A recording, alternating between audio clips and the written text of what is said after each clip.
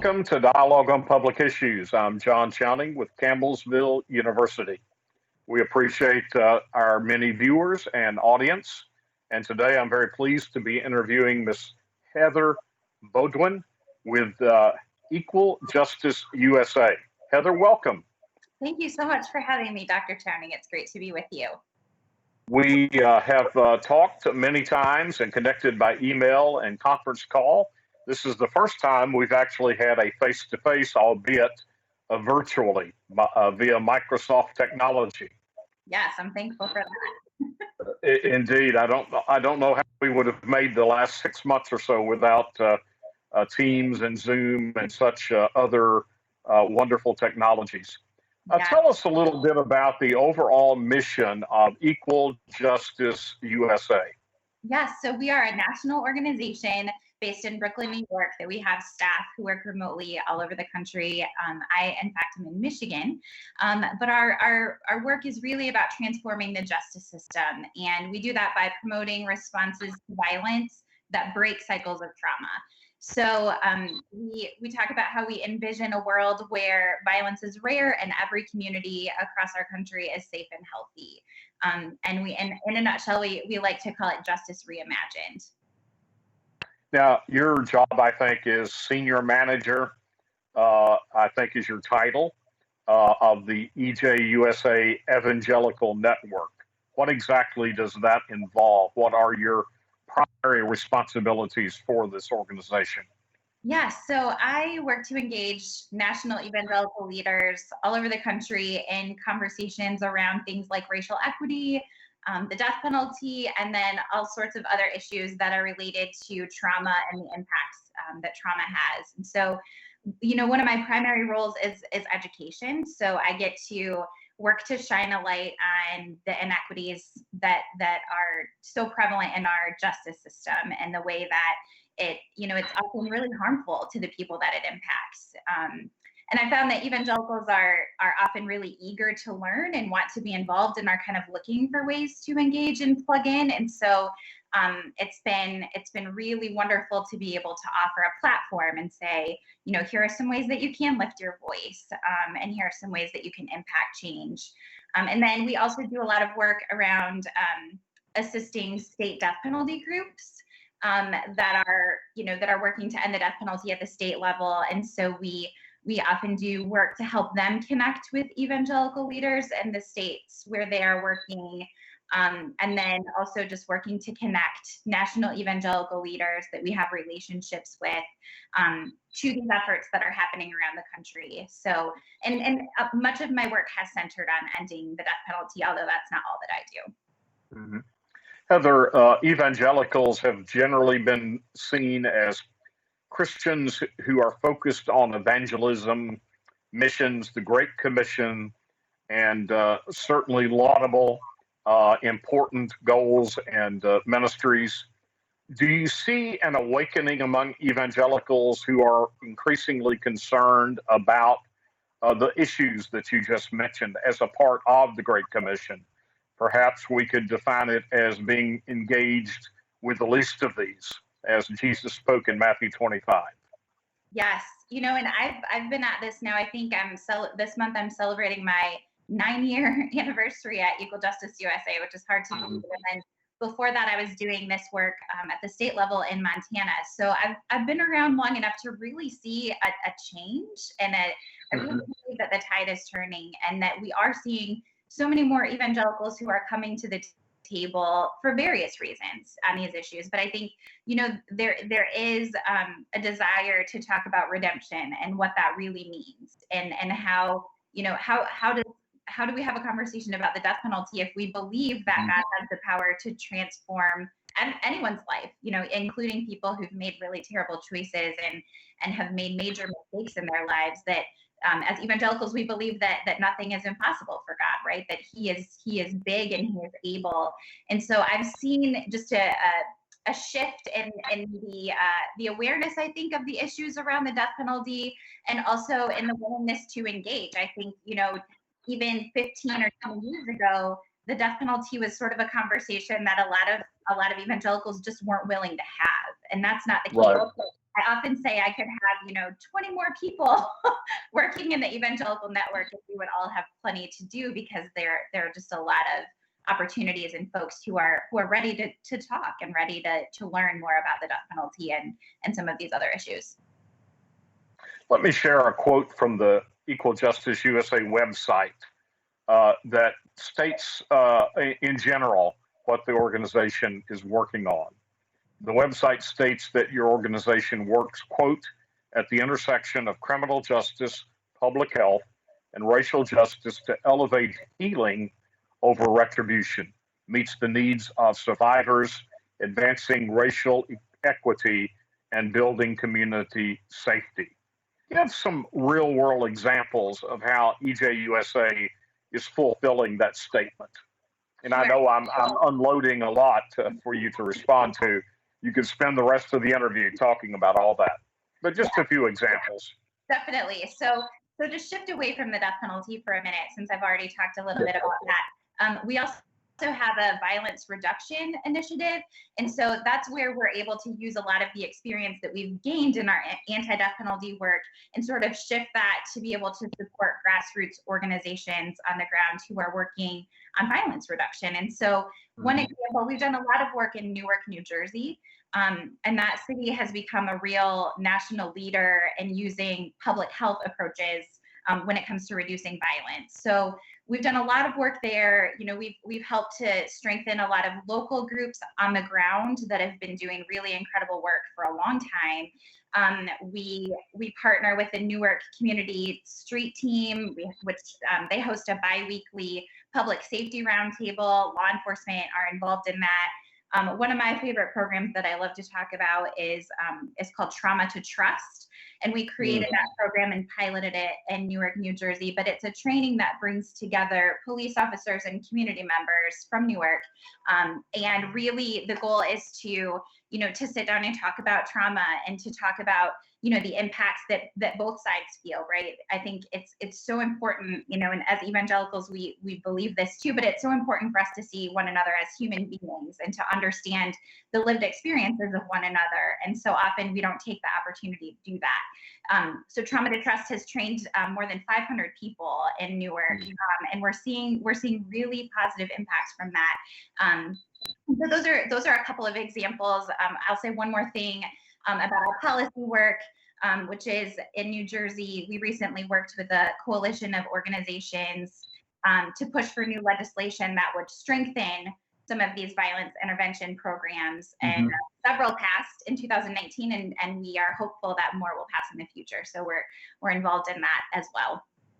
Thank you. Those are excellent examples. Over the past several months, as you well know, and as we were talking before we came into the interview, we've experienced the trauma of COVID-19 pandemic, the trauma of the pandemic of systemic racism, evidenced once again in the deaths of George Floyd, Breonna Taylor, Ahmaud Arbery, and other persons of color. What are you and your colleagues in EJUSA feeling and advocating in response to these two national crises? One that's of recent origin, one that's been in the making for over 400 years. Right. I think, in terms of what we feel the brokenness, right? I mean, there's so much brokenness, and we see that people of color in our country are impacted in such a more substantial way from COVID-19, and that we're losing so many lives because of it. And so we're very aware of that. And we are constantly coming back to the fact that racism just affects every aspect of our society. And so, that includes policing, obviously, and we've known that for a long time. And I think we feel encouraged that this is a conversation that has now been pushed to the forefront, and that there are folks who are engaging in dialogue around this who maybe weren't before. I think we feel a range of emotions. We feel angry, we feel brokenhearted, we feel, we feel all of those things. But I think the thing that makes me personally feel hopeful is that we can sort of point to solutions that are working. And I feel hopeful when I think about Trauma to Trust as an example of, this is a program that's working, and we're seeing that, the number of community complaints against the Newark Police Department are dropping. And we don't take full credit for that, but we take a little bit, right? That we're, we feel like it's effective to bring together police and community and to talk about solutions that work in their communities and to sit down and do that together. So, there's so much work to do, obviously, and it begins with just shifting the entire narrative, I think, around policing and what our criminal justice system should look like. But we feel hopeful, that there's movement. Thank you. Mm-hmm. Now let's turn to capital punishment, kind of the focus of your work, not the sole focus, as you mentioned earlier, an issue that you and I have talked about before and discussed, and one that EJUSA has different people working on, including a group called Conservatives Concerned About the Death Penalty.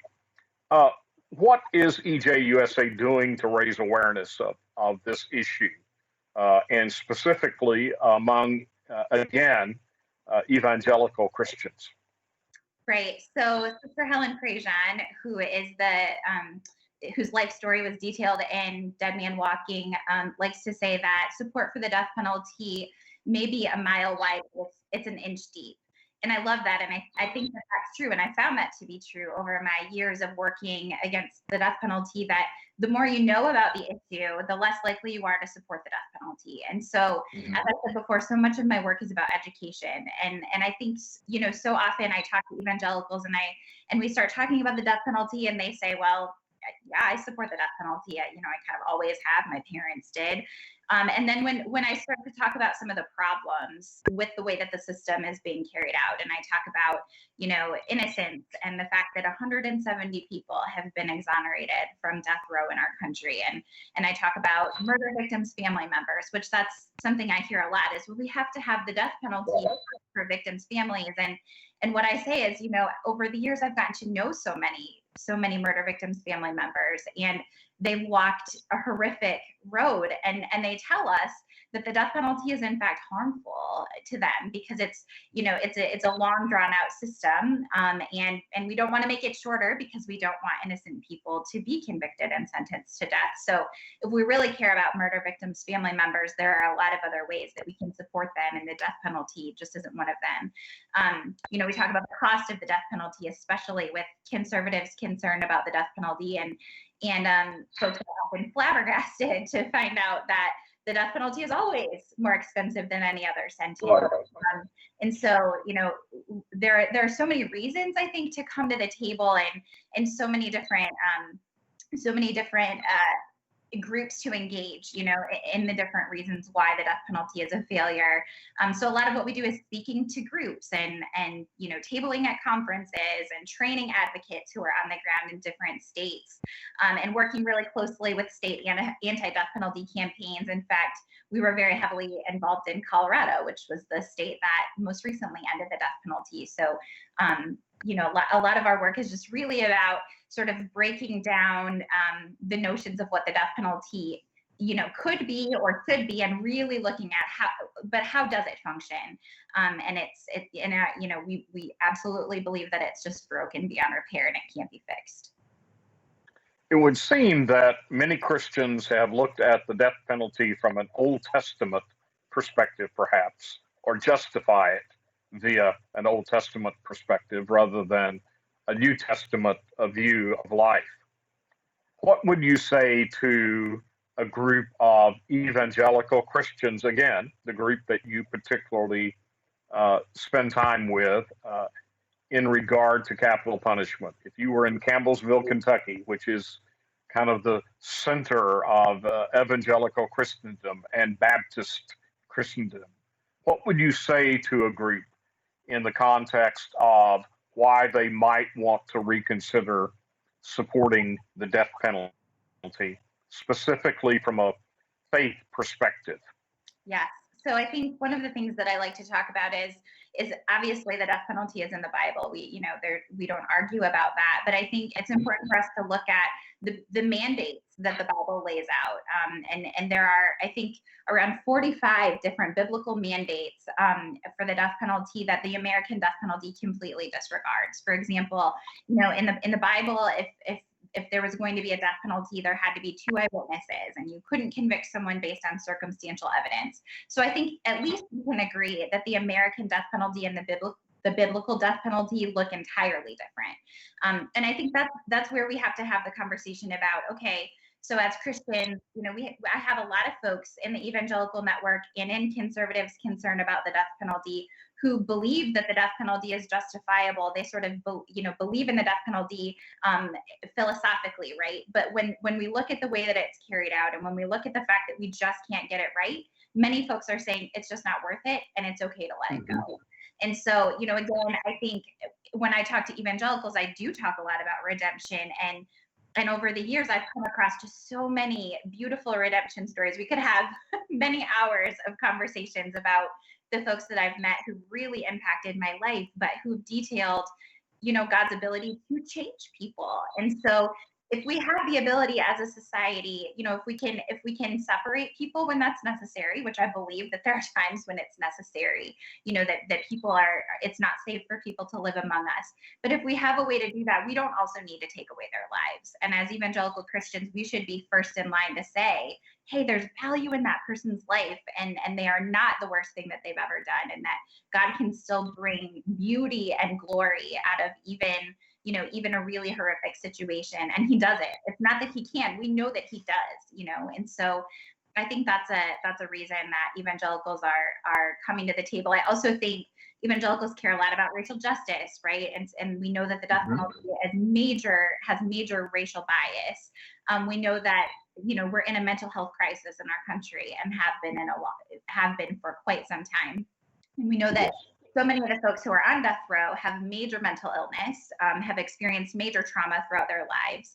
And so, I think as evangelicals, we have to take that into consideration as well. So, there are lots of folks who are coming to the table for different reasons, but those are a few of them. What do you say to those who might argue that, okay, we can understand in single instances of capital crime that maybe the state should not take that life, but put that person into incarceration for life, etc.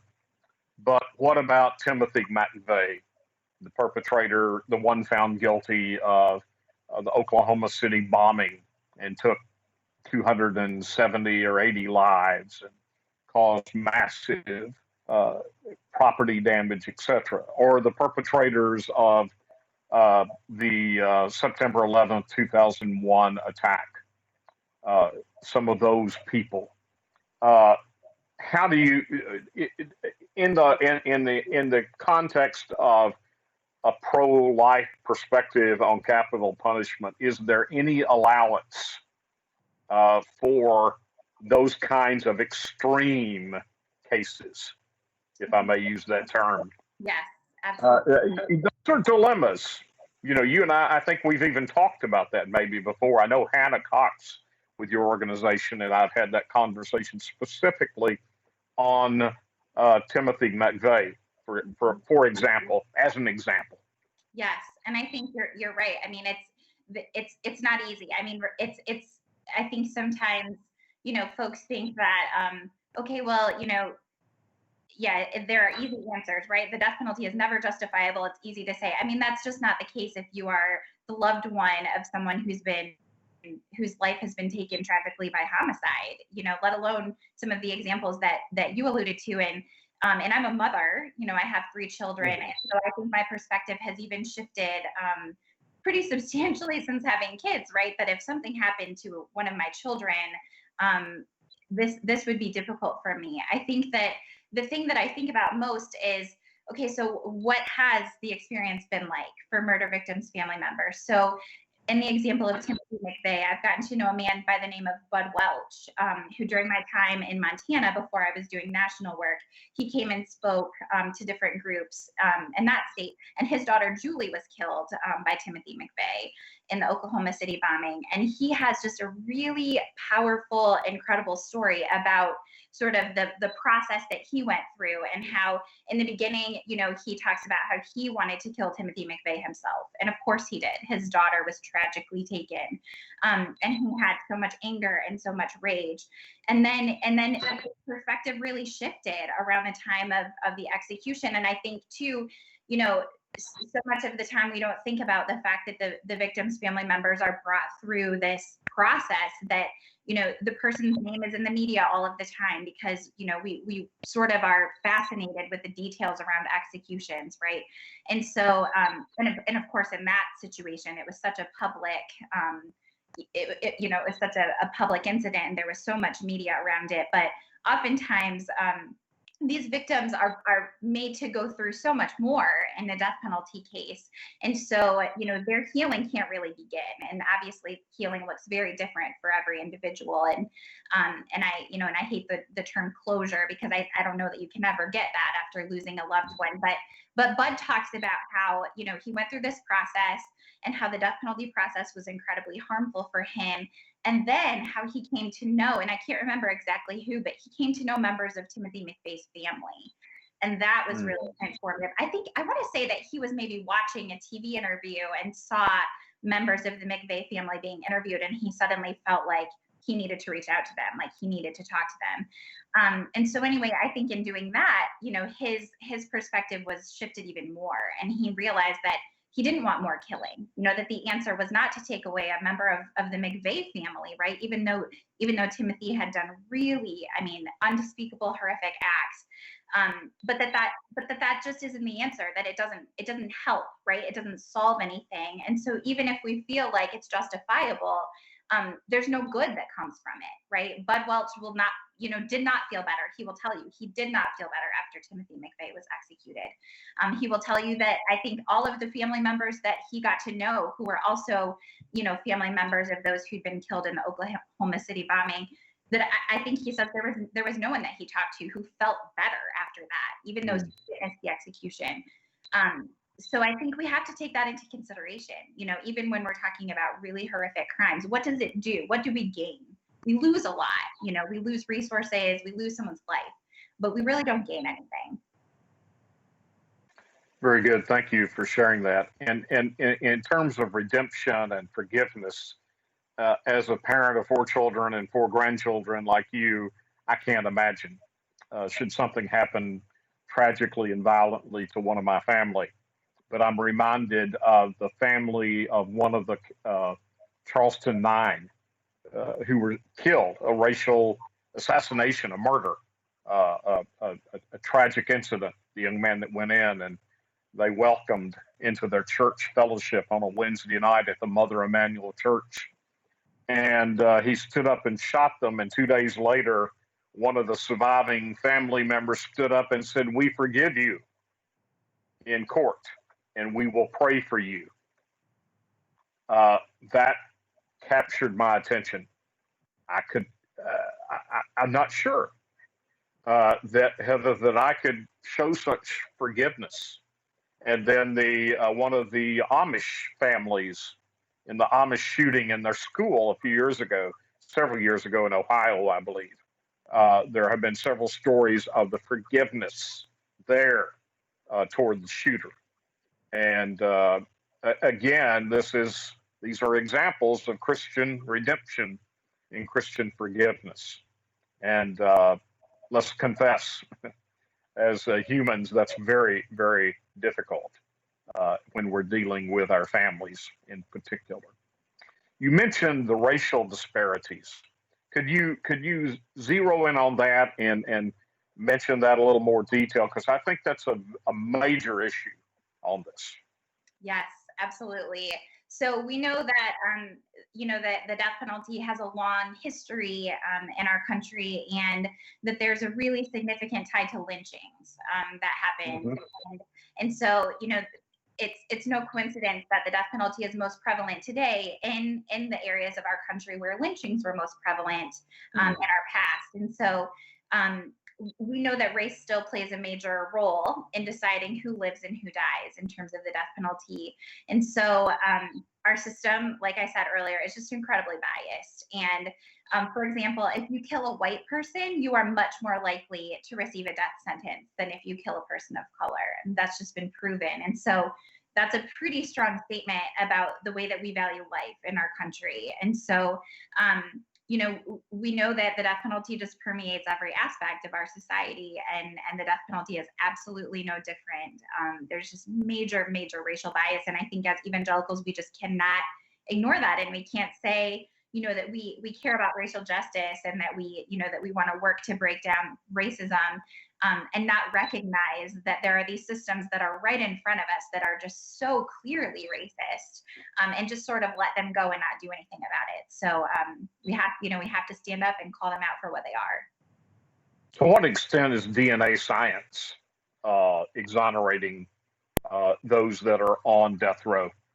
Yeah, that's a great question. So I think, we like to call it the CSI factor, that a lot of times when we're speaking to different folks, they feel like, oh, well, we don't have mistakes anymore because we have DNA, and we watch CSI and we think that every case is clear cut and open and closed, and that there's DNA all over the place, when in fact DNA is only available in about 5 to 10% of homicide cases. So it's just not readily available in so many of the cases that we're dealing with. And then I know of lots of cases where DNA evidence, there were still issues of innocence, because who's handling that DNA evidence? It's human beings, right? And so mistakes are still made even when DNA is available. And so sometimes there are cases where there are accidents. Other times we know that there are lab scandals where people were purposely changing results and saying, yes, this person is a perfect match, when in fact that wasn't the case. So we're grateful for DNA, but it's definitely not the end all be all, and mistakes are still made. There are those who maintain that capital punishment is needed as a deterrent to capital crimes. Does that argument stand up to research and study? It just doesn't. We know that states without the death penalty actually have lower murder rates. And so, for example, the South conducts the majority of executions in our country, but yet their murder rates remain higher than anywhere else. And we also know that the South accounts for the largest number of law enforcement officers who are killed. And then another interesting point is that in states that have recently repealed the death penalty, there has never been a spike in crime after repeal has passed. And so, in fact, murder rates often go down, as do the homicides of law enforcement officers. So we know that the death penalty is not a deterrent. That fact just doesn't stand. Heather, thank you so much for your time. I think we're out of time, and wish you Godspeed in your travels, in all that you're doing with Equal Justice USA. And it's always good to connect with your organization. And I certainly would encourage our viewers to consider what has been said here today, and to research this issue, all of the issues we've talked about, in particular the issue of capital punishment. This is John Chowning, thanking you for being with us for Dialogue on Public Issues.